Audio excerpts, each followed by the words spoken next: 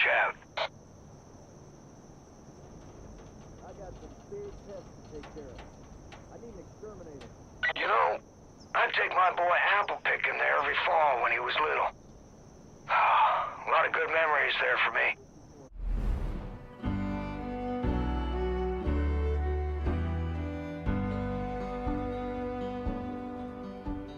For everyone. Thanks for getting some of ours back, Deputy. We owe you one this time. I got some big pests to take care of. Good in the hell.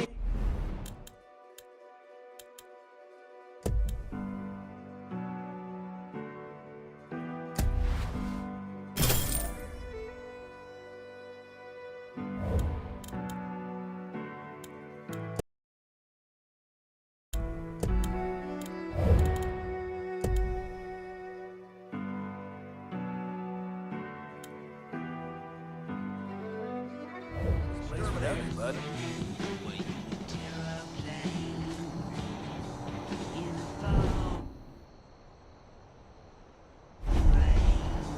I've saved people from John's confessions. What he does to people.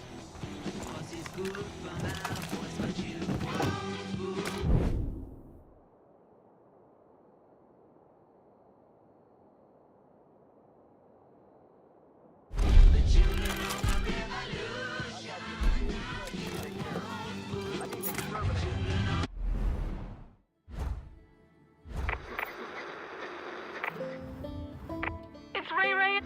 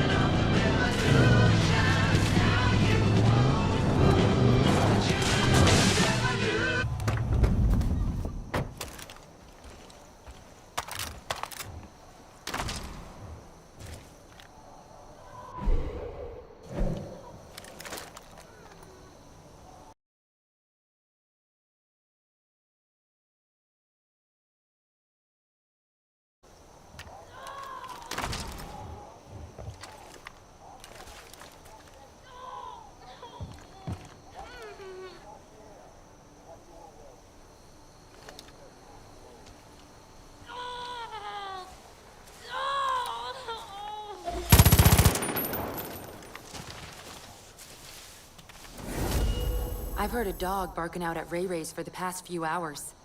It's gotta be Boomer. Something ain't right, because he's usually so quiet.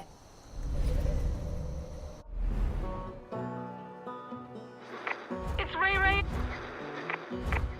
It's Ray Ray at the pumpkin farm. Boomer's.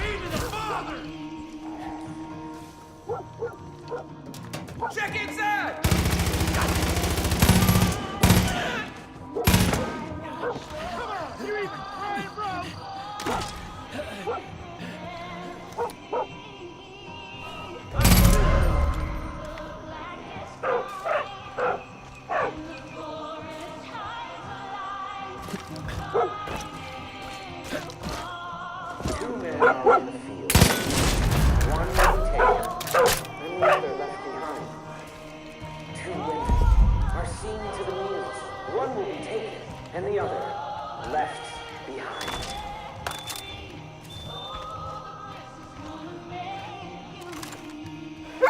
I invite you to be that man, that woman, who is not left behind, to be accepted, to say yes.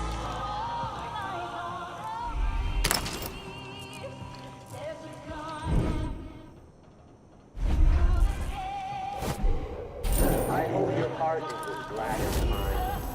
Oh, Hey, kid. Losing Ray Ray. That one hits hard. This fucking Seed family. But I'm glad to hear you rescued old Boomer. Let me tell you, that dog, he'll sniff out trouble and watch your back better than you can believe.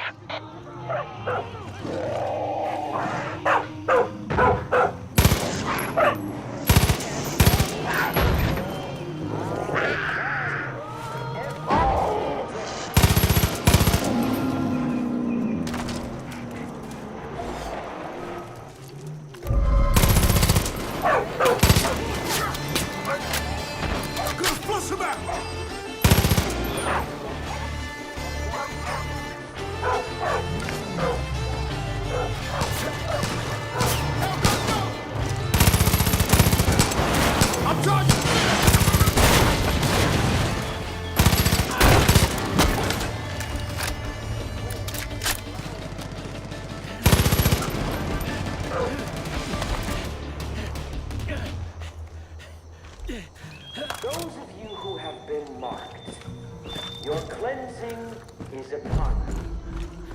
You will embrace the word of Joseph. You will say, yes, I will be saved. You will say, yes, I will be reborn.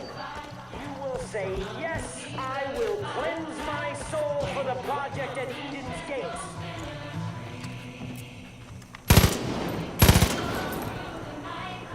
We have begun the relay.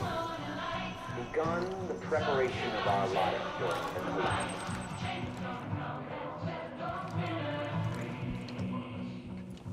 The Father tells us that God will stalk this earth for 7 years, and only after will his moon grow.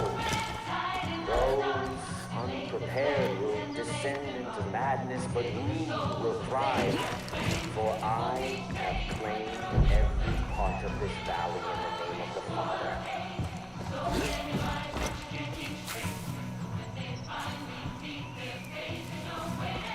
The food, the supplies, and the people now belong to the project at Eden's Gate. If they are not handed over willingly, they will be taken by force.